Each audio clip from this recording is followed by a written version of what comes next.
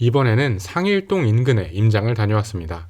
상일동역 인근의 신축 중에 고덕 아르테온 아파트의 24평이 지난 21년 8월 최고가 14억 6,500만 원이었는데요. 지난달인 22년 9월에는 10억 2천만 원에 거래되며 최고가 대비 약 4억 5천만 원, 5억 원 가까이 하락하였습니다. 분양가 기준으로 본다면 2017년 분양 당시 24평 분양가 6억 원에서 최고 14억 6천만 원까지 갔다가 다시 10억 2천만 원의 롤러코스터 같은 가격 변동을 보이고 있습니다. 20평대 아파트가 15억 원 가까이까지 갔던 상일동 일대 신축 아파트가 다시 이렇게 가격을 반납하고 하락하는 이유를 알기 위해서는 상일동의 형성 과정부터 우선 살펴보는 것이 좋습니다. 상일동 인근은 원래 주공 아파트들이 밀집되어 있던 서울 외곽 지역의 주거 동네였습니다. 80년대 지어진 5층짜리 주공 아파트들이 밀집된 모습은 상일동뿐 아니라 개포지구, 목동지구, 노원구의 월계지구, 고덕지구, 강서구 등촌동의 가양지구와 유사한 모습이었습니다. 이 동네들은 모두 80년대 서울의 인구가 과밀화되면서 택지 개발 촉진법을 통해 지정된 택지지구였고 80년대 지정되고 지어졌으니 아파트들이 이제 40년 차가 넘어가면서 재건축이 많이 진행되고 있는 상태입니다.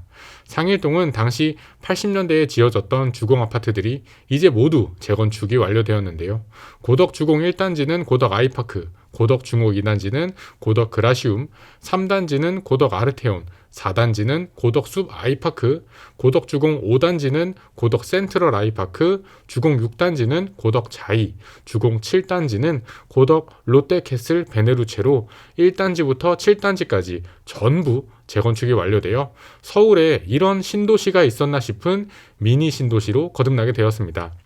상일동 일대는 신축 효과를 가장 크게 본 입지 중에 하나입니다. 여기서 말하는 신축 효과란 아파트 한두 단지가 신축으로 바뀌는 것이 아니라 아파트 여러 단지가 통째로 신축으로 바뀌면서 구도심이 신도시로 바뀌는 효과를 말합니다.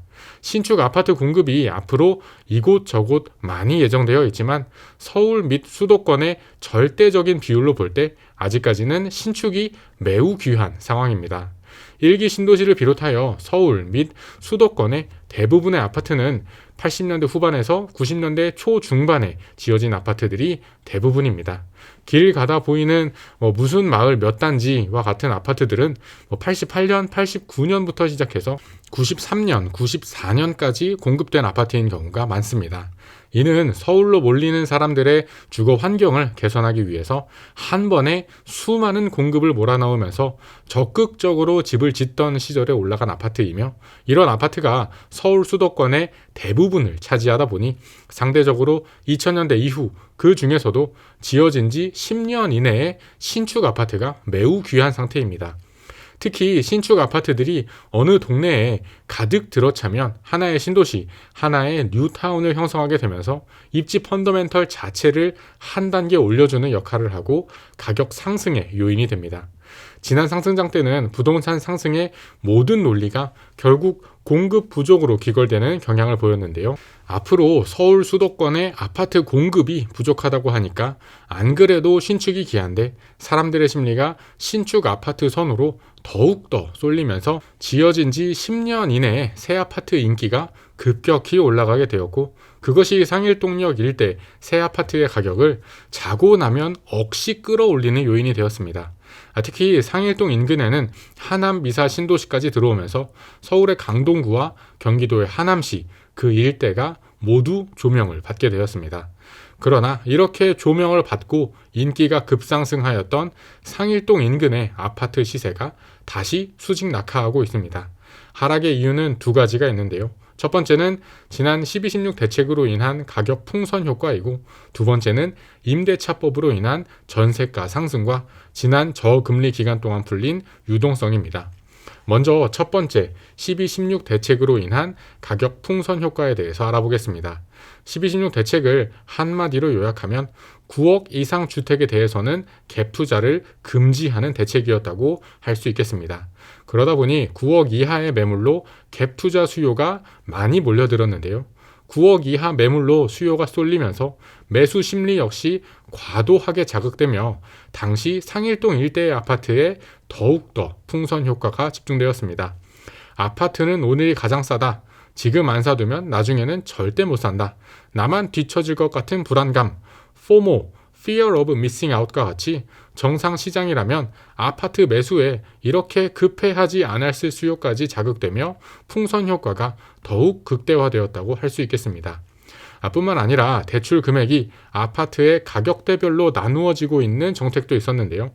9억 넘는 아파트에 대해서는 LTV가 20%로 제한되고 15억 이상 아파트에 대해서는 대출이 나오지 않으면서 9억 이하의 주택들이 대출이 나오는 9억 바로 아래 수준까지 모두 달라붙게 되고, 같은 원리로 15억 이하 아파트들이 15억이 넘게 되면 대출이 안 나오니까 딱 15억 아래 14억 언저리 수준까지 가격들이 모두 달라붙게 됩니다.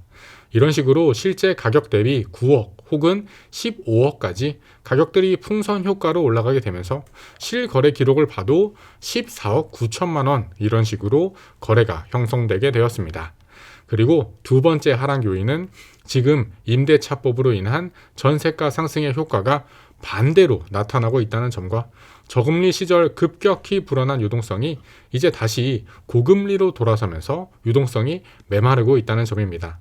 임대차 입법 중 계약갱신 청구권으로 인해서 순간적으로 전세 공급이 줄어들면서 전세가가 오르고, 전세가가 오르니 전세 수요가 매매 수요로 돌아서고, 또한 전세가와 매매가의 갭이 줄어들면서 매매가가 다시 밀려 올라가는 현상이 나타났습니다.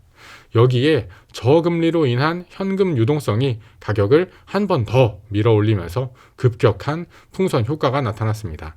그리고 지금은 임대차 입법으로 인한 풍선 효과에 유동성으로 한 번 더 밀려 올라간 그 높은 가격이 다시 제자리를 찾아가는 과정으로 보이며, 따라서 아파트 가격이 코로나 초기 가격 혹은 코로나 이전 가격으로도 돌아갈 가능성이 있다고 분석합니다.